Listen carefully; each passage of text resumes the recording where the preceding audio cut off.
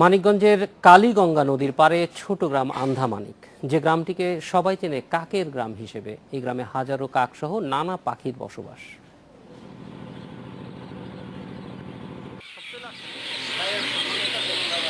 আবাস থেকে বের হওয়া বা নিরে ফেরা এই দৃশ্যে প্রতিদিন মুগ্ধ হয় এলাকাবাসী।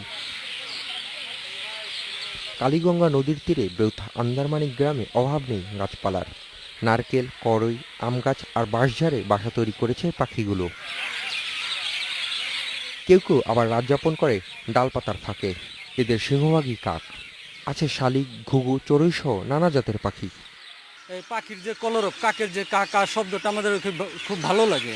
আমরা এটা ডিস্টার্ব মনে করি না, কাকও আমাদের কখনো ডিস্টার্ব করে না। মানুষের কোনো অত্যাচার করে না, কোনো ঢিল ছুড়ে না, এই জন্য কাক এখানে থাকতে পারে। মানে কত বছর যাবত এই এলাকায় কাকগুলো আসতেছে?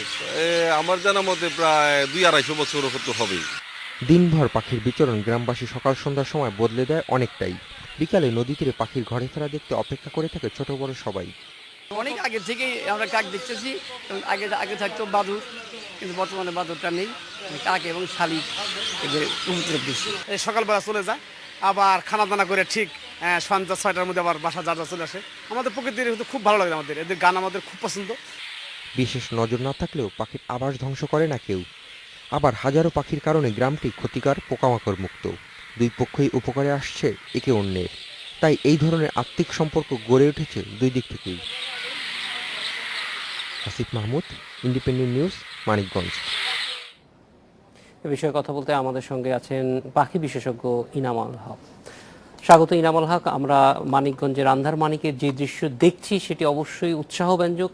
এই যে গ্রামবাসীর সচেতনতা, সেইটাকেই কি মূল হিসেবে দেখছেন কিনা, বা আর অন্য কোনো কারণ আছে যে পাখিরা এই জায়গাটিকে নিজেদের আবাস হিসেবে বেছে নিয়েছে? আমার মনে হয় এই যে গ্রামবাসীর পাখিকে যে ভালোবাসা, পাখিকে বিরক্ত না করা, পাখি এই গ্রামে থাকায় তাদের গর্ববোধ, এটাই বড় কারণ। পাখি এই গ্রামের একজন ভদ্রলোক বলেছেন যে এই পাখি এই গ্রামে আছে শত শত বছর ধরে। আসলে অধিকাংশ পাখি তাদের আবাস বদলায় না যদি না খাবারের অভাব পড়ে অথবা কোনো রকমের অসুবিধার কারণ হয়। তো যদি গ্রামের মানুষরা বহু বছর ধরে বংশ পরম্পরায় পাখিকে বিরক্ত না করে থাকে, তো পাখি ওখানেই থেকে যাবে। সে কাক হোক, পানকড়ি হোক, শালিক কি অন্য যে পাখিই হোক না কেন। এই যে গ্রামের মানুষ পাখি আছে বলে গর্ববোধ করছে এবং তারা বলছে যে না, আমরা খুব খুশি যে এরা এখানে আছে। এটাই হয়তো প্রধান কারণ যে এই গ্রামে পাখি বেশি অন্য গ্রামের চাইতে। যদিও পাখির এখানে উনি যা বললেন তাতে বোঝা যাচ্ছে যে এটা পাখির রাতের আবাস। মূলত দিনে যেখানেই থাকুক, রাতে এখানে ফিরে আসে। আপনি নিশ্চয়ই জানেন যে পাখি কিন্তু দিনে বিচ্ছিন্ন থাকে খাবারের সন্ধানে, কিন্তু রাত্রিকালীন রাত কাটানোর জন্যে অনেক পাখি একত্রে বাস করে। কারণ পাখির রাতে অনেক শত্রু থাকে। সেই ডালে বসে ওরা ঘুমায়, কিন্তু রাত্রিবেলা ওখানে বনবেড়াল, খাটাস, অনেক শত্রু উঠে যারা পাখি ধরে খায়। সেই জন্যে অনেক পাখি একসঙ্গে ঘুমায়, যাতে কেউ না কেউ সব সময় কেউ না কেউ জেগে থাকে এবং তার ফলে ওরা রক্ষা পায়। এই জন্যে পাখি সব এক জায়গায় আসে। এবং এই যে ভদ্রলোক বলছিলেন গ্রামের যে সন্ধ্যায় সবাই এসে যায়, তাদের কলকাকলি তারা শুনতে পান, এটার কারণই এই যে সব পাখি বিভিন্ন জায়গা থেকে রাতের আশ্রয়ে এসে একত্রে বিকেলে একত্রিত হয় এবং ডাকাডাকি করে এবং রাতে পাতার আড়ালে ঘুমিয়ে পড়ে। এই যে রাতের আশ্রয়, এটিও কিন্তু দেখবেন আমাদের চড়ুই আমাদের সারা শহরে আছে, কিন্তু রাতে থাকার সময় কিন্তু তারা সারা শহরে থাকে না। কয়েকটি বাছাই করা গাছে শত শত চড়ুই এক জায়গায় থাকে। সব পাখির ক্ষেত্রেই তাই সত্যি। এই আন্দারমানিকে পাখি তো বেশি আছেই, যা বোঝা যাচ্ছে এই আপনাদের দৃশ্যে এবং কথায়, কিন্তু মূলত এটা রাতের আশ্রয়। অনেক পাখি এখানে রাতে আশ্রয় নেয়। দিনে যেখানেই থাকুক না কেন, বিকেলে তারা এখানে চলে আসে এবং রাতটা এদের জন্য এখানে নিরাপদ। তার একটা বড় কারণ, মানুষ তো বিরক্ত করেই না, হয়তো রাতের যে শত্রু থাকে পাখির, সেগুলো হয়তো এই গ্রামে কম আছে। যে ওই খাটাস, বনবিড়াল, এগুলো হয়তো এখানে কম আছে, এটা আমি অনুমানে বলছি। তাই এরা এখানে রাত্রি কাটায় এবং পাখি বংশ পরম্পরায় একই গাছে।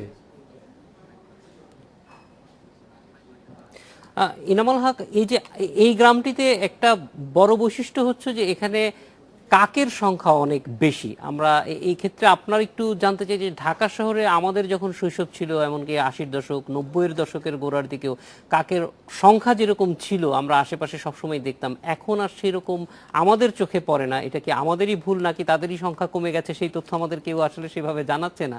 ঢাকা শহরে এই যে মানে আমাদের শহুরে একটা পাখি কাক, সেটার সংখ্যা আসলেই কমে যাচ্ছে কিনা, এই ব্যাপারে আপনার পর্যবেক্ষণ কি এবং কারণ কি? না, আমার মনে হয় ঢাকা শহরে কাক এখনো কমে যায়নি। কাক যেহেতু বর্জ্যভোগ প্রাণী, যত বর্জ্য হবে তত বেশি কাক হবে। আমরা ঢাকায় এখনো অনেক বর্জ্য তৈরি করি এবং বর্জ্যগুলো খোলা জায়গায় ফেলে দিই, ফলে অনেক কাক এবং চিল এই বর্জ্য খেয়ে টিকে আছে। আপনি বড় বড় যে ডাম্প আছে আমাদের ডেমরাতে, ওইদিকে যেয়ে দেখবেন সহস্র কাক আছে। আমাদের যেখানেই খোলা ডাস্টবিন রাখা হয়েছে দেখবেন একদল কাক সেটাকে নির্ভর করে বেঁচে আছে। ঢাকায় কাকের সংখ্যা এখনো কমেছে বলে আমি মনে করি না। তবে ঢাকা যতই আস্তে আস্তে স্যানিটাইজড হয়ে যাবে, যতই আবর্জনা বাইরে ফেলা হবে না, আবর্জনার স্তূপ খোলা জায়গায় করা হবে না, ততই কাকের সংখ্যা কমে যাবে। পরিচ্ছন্ন শহরে কিন্তু কাক কম, ঢাকা শহরে এখনো তা ঘটেনি, কিন্তু ঘটবে। ঢাকাও ধীরে ধীরে পরিচ্ছন্ন হবে, তখন আর কাক এত আপনি ঢাকায় পাবেন না। ইনামুল হক, আমাদের সঙ্গে যোগ দেওয়ার জন্য আপনাকে অনেক ধন্যবাদ। এই ছিল আজকের এডিটর স্পিকে। আমন্ত্রণ আমাদের পরের আয়োজনে।